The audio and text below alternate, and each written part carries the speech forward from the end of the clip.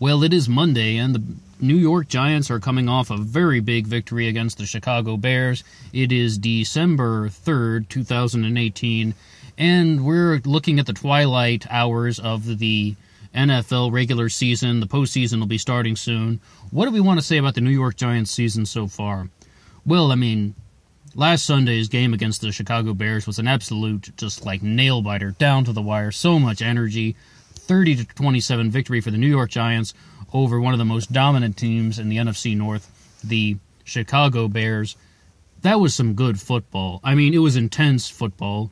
And let's face it, the Giants made a lot more mistakes than we would have wanted. The Chicago Bears made some horrendous mistakes. Talk about turnovers. Alec Ogletree, interception, return for a touchdown, another interception, and that, was not yet returned for a score, but it was just the Bears made some very, very critical errors that allowed the New York Giants to become victorious. But when the Bears were kicking their onside kick to try and reclaim the ball with a minute left in regulation, I was just I know what's going to happen. The Giants are going to fall on this one. They are not going to get it. Odell Beckham Jr. is currently trending on Yahoo News right now for his less than admirable attempt at recovering the kickoff that they had with 1 minute left in the game time. And then, the Bears just marched down the field and they put the ball in the end zone very easily. Tariq Cohen, he's a very good running back, but, at the same time, he was an enemy. I would really like to admire his football athletics, but at the same time, in that moment, he was nothing other than the enemy, the opposition.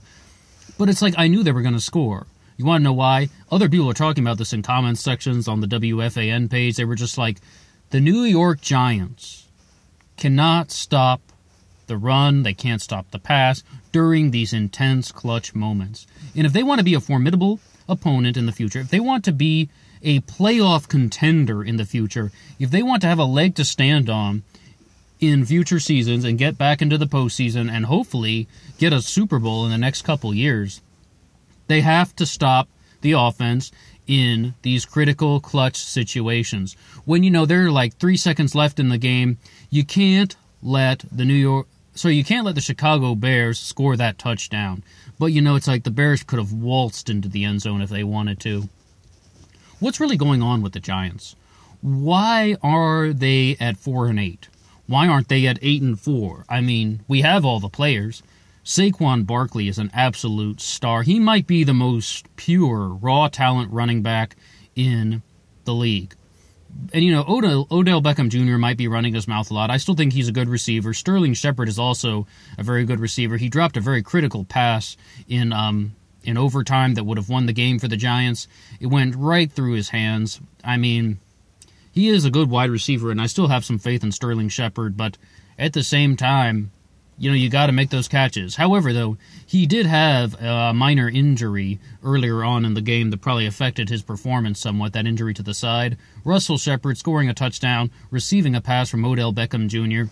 That's what we need to talk about. That's what we need to talk about. Pat Shurmur was obsessed with these 4-yard passes to start the season, and that's one of the reasons why the Giants' offense wasn't performing so well. This year, during the loss to the Carolina Panthers, the New York Giants had their first game where they scored more than 30 points since 2015 or something. It's absolutely ridiculous. It's just ever since I've been a Giants fan, more than 20 years now, they've been running these slow, low-powered offenses. It was like this back in the Kerry Collins era. I was just why is it only our team, the New York Giants, that are spending 12 minutes to score a touchdown? A little bit of running, throwing some short passes, whereas these other high-powered offenses are taking the football, can you get your head around this? And they're throwing it into the end zone. Look at what Odell Beckham Jr. and Russell Shepard did when they connected on that pass play. Odell Beckham Jr. threw for his second touchdown of the year. He's becoming the next Antoine Randall, to be honest. Because they're saying that, it's not very often that wide receivers throw multiple touchdowns in a season, but when you throw the ball more than 4 yards, you can get closer to the end zone. I was appalled, when they were playing the Philadelphia Eagles, and they had the ability to throw two passes. They ran 2 pass plays to end the game. Neither one of them was successful. Neither one of them could have actually won, though, because they were just throwing short passes that could not possibly have turned into a touchdown. Not possibly turned into a touchdown. When there is like 1 second left in the game, and you have one last pass attempt, and you're on the 20-yard line or whatever it was, you don't just throw the ball to the 40. I mean, it's like, unless your receiver has some wide open running lane, but that wasn't the case. They threw pass plays. They ran pass plays, and they threw passes that could not possibly have resulted in anything other than a loss. And that's why they lost to the Philadelphia Eagles. Not to mention that Saquon Barkley only had 4 touches in the second half against Philadelphia. That's just craziness. That's just craziness, and that's not running a good offense. Of course, they did much better at playing Chicago. They were, of course, playing in New York. But I would say, though, that the Giants were greatly assisted by the Bears' turnovers, especially Alec Ogletree returning the interception for the touchdown, starting off the game. The Giants are all right during the first 5 minutes of playing time. I mean, when they were playing the Saints, opening drive, they scored, and I was just like, oh, wow, they might actually, have a lot of momentum and energy during this game. They were coming off a very big win against the Houston Texans, and I was hoping that they would actually carry on with that momentum throughout the game against the New Orleans Saints, but it didn't happen. What do we have to do to win another Super Bowl? Because I'm not talking only about getting the New York Giants to the playoffs. What do we have to do to get to the Super Bowl? Okay, I'd say, though, it's impossible to win a Super Bowl without a good offensive line. Like, you want to talk about, let's look at a team like the Dallas Cowboys of the 1990s. You had the trio, right? Troy Aikman, Emmitt Smith, Michael Irving. You had a trio, but they would not have won the Super Bowl if it had not been for the offensive line with excellent players like Larry Allen. Not to mention, they had Emmitt Smith in the backfield and Darryl Johnston. That's the second thing. The first is the offensive line. The second thing is, I love diverse backfields. Look how strong the Giants were when they had Ahmad Bradshaw and Brandon Jacobs. They had the massive power back like Brandon Jacobs, who was 260 pounds or something like that, and they had the little quick agile running back in Ahmad Bradshaw, and they won a Super Bowl with that backfield. Nobody could contain those two because they had a guy who could just plow over people and also make the long runs. Brandon Jacobs was a very athletic running back, and they had the quick, agile running back in Ahmad Bradshaw, and they just couldn't respond to the changes between these two players. So that's why I hope that the Giants were going to incorporate Wayne Gallman Jr. more into the mix. During the game against Chicago, he was just used as somebody who was like the filler for Saquon Barkley. They want to give Saquon Barkley a breather, and then they put Wayne Gallman Jr. back into the game. I like diverse backfields. And Wayne Gallman is a good running back. I just want to see a multi-running back offense. That's all I can really say. And before I, get too critical about that, they did use Saquon Barkley a lot more in the second half, and the New York Giants won the football game. There's nothing wrong with that. So when we look at it from that perspective, it's like we've talked about the O-line. We've talked about a multi-running back offense. But it's like, that's just, I just have to say that, though. You need diversity in the backfield. You need more than one player coming out of the backfield that's actually going to be dominating. Let's talk about the receivers. Odell Beckham Jr., Sterling Shepard, Russell Shepard. We got to hope that our receivers stay in good shape, we had a player like Victor Cruz, who was an excellent receiver, injured and out for the season. They really, had just an excellent receiving core that they weren't able to capitalize on. Last year, Odell Beckham Jr. was out for the year, and it's just like they were hammered with injuries when the Giants went 3-13 during the 2017 season. Hammered with injuries. It was like a real shame, actually, because right now, the New York Giants, we're talking about 2018 now, we have so many great things. Eli Manning is a legendary quarterback. He's probably going to be a future NFL Hall of Famer. A lot of people are saying bench him and put somebody else up there.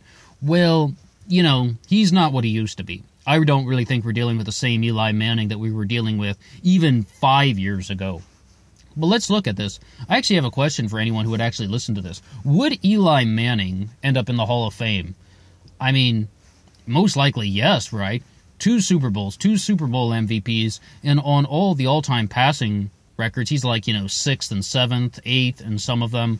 I mean, he might actually end up in the top 5 by the end of his career and on a lot of the all-time lists. So if he's in the top 5 on anything, I think he would be a surefire entry into the Hall of Fame. But that's another big thing. I don't necessarily want to go with this Peyton Manning offense. And I do mean Peyton Manning. I said that correctly. The Peyton Manning offense that they ran in Indianapolis when they were saying that they had to have one single quarterback take every single snap.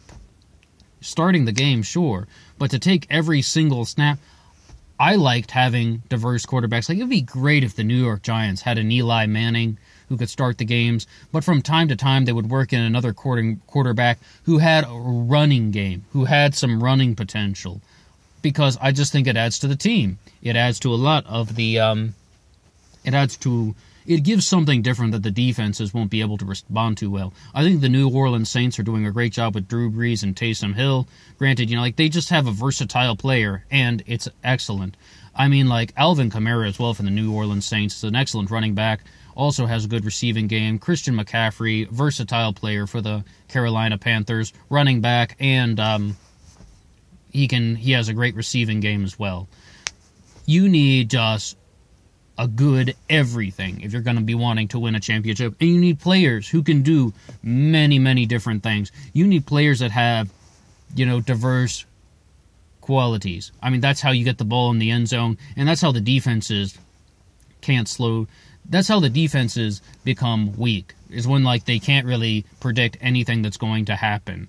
So, actually, another very big thing to say is that one of the commentators said that the 2 best players on the New York Giants were Odell Beckham Jr. and Saquon Barkley. Saquon Barkley is an absolute given, but I would actually substitute Odell Beckham Jr. with Aldrick Rosas. I mean, let's talk about Aldrick Rosas, game-winning field goal in overtime. It's just, he's been, excellent. He's missed only 1 field goal the entire year, made all of his extra points. Aldrick Rosas is, a very, very clutch player, and I think that he's performing very well, and that's one of the few things that the Giants can actually say is going very well. I mean, let's face it, we're 4-8, and people were like, if we didn't lose to the Eagles, then we actually had a chance at the playoffs. I kid you not. The Giants just had to win out, which they finally got their act together, and they were like, we got to throw the ball more than 4 yards. Get rid of these 4-yard slants. Let's throw the ball into the end zone. Put Odell Beckham Jr., Sterling Shepard, and Russell Shepard into the end zone, as well as Rhett Ellison. And once Evan Ingram comes back, I mean, Evan Ingram didn't really come back completely 100% from any of his injuries. He's been injury-ridden the entire year. Rhett Ellison, I think, is performing very well as a good tight end. Simonson also made some critical catches during the game against the Chicago Bears. But I would like to see Rhett Ellison in the end zone more. I want everyone to be involved with the team, not just 1 or 2 players. A lot of the focus is on Saquon Barkley now, but what I would like to see happen is the New York Giants using many different players to get into the end zone. On the defense, though, we have great players: Janoris Jenkins, Landon Collins, Alec Ogletree, 2 interceptions in the game, and, it's just... Oh, yeah, by the way, there's some guy named Olivier Vernon that's playing for the Giants, and he actually had some things going on. Like, they used to say that Olivier Vernon is now only mentioned when he's called for a penalty, but no, he was involved in some key tackles, and, yeah, so it was nice to see him kind of coming back to what he used to be. But what I would say, though, about the defense is, so much talk has been about the Giants' offense and how they've sort of let the team down over the course of this year. I would say, though, that in a lot of the games, the defense really missed some very critical tackles. Landon Collins, also on some of the coverage, he allowed, for passes to be caught that maybe wouldn't have been caught otherwise if he had been looking up at the right time. Landon Collins, though, is one of my favorite players. He was the Giants Pro Bowl selection of 2017, and I'm a big Landon Collins fan. I know he has the potential. He's not gonna be able to deflect every single pass, but let's just hope that the defense isn't missing tackles that they should have. The defense just could not stop the run against Philadelphia. Adams was just walking into the end zone and on the 2-point conversion. And, like, I think someone on the Philly sideline just said, let's just run the ball if they can't stop us. And they couldn't. And, like, the defense really just has to step it up and, like, not let an offense run over you with a running back and a fullback. I mean, goodness gracious. So that's another thing, though. It's just like, to win a Super Bowl, you need a good everything. That sounds like an obvious statement, but it's not. Well, some people are just like, if you were to put in a few better offensive linemen, then everything would just be perfect. Well, only if you all have good players in all the other dimensions. And maybe that's something that the New York Giants can look at in the offseason. I'd say, though, we have a great running back, maybe the best pure talent running back in the league. And I hope that our wide receivers can make the critical plays. They great receivers on the New York Giants. And that's why the Giants fans are so furious, because we have such great players. We have such talent on the team, yet where's everything going?